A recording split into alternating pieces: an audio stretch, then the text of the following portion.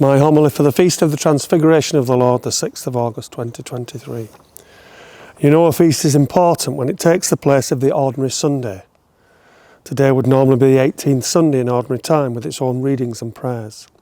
But with it falling on the 6th of August, it's replaced by the Transfiguration of the Lord, which is an important feast in the Church's calendar. I like this feast. For me, it is a recognition of how we as weak, frail human beings need a lot of encouragement. Need God to make his presence felt in our lives, to get us through the trials and tribulations life inevitably brings. So Jesus took Peter, James and John, his leading disciples, and showed them the glory of his divinity. His face shone like the sun. His clothes became as white as light. Moses and Elijah, the two greatest figures of the Old Testament, representing the law and the prophets, the foundation stones of Judaism, appeared and were talking with him. And to cap it all, a voice spoke from the cloud, which is an Old Testament sign of God's presence, saying, "This is my Son, the beloved.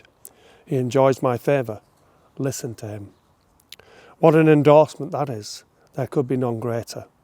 It was very clear to them after that who Jesus is. He was not just a gifted and a good man. He is divine. He is the Son of God. God himself had told them and shown them. They would need to keep that in mind when a short time later they saw Jesus rejected by the people, humiliated, suffering and dying on a criminal's cross. Absolutely devastating is what they must have been. That must have been. But for Peter, James and John, there would have been a clear voice saying, "But this is the Son of God. Therefore there must be a meaning to it all, a good reason for it."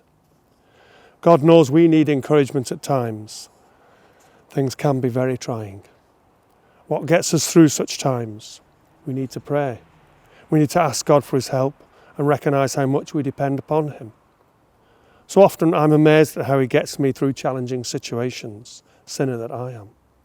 He gives me the right words and he blesses me with good things, not because of anything I have done, but purely out of his love and abundant generosity. I've not seen Jesus shining like the sun, but I've felt his presence, particularly when I've been aware of my own unworthiness, when nevertheless he has showered abundant blessings upon me through family, friends, and the glories of nature and human achievements. God is good, and he has shown me his goodness, for which I praise and thank him. I just need to keep that in mind when trials come.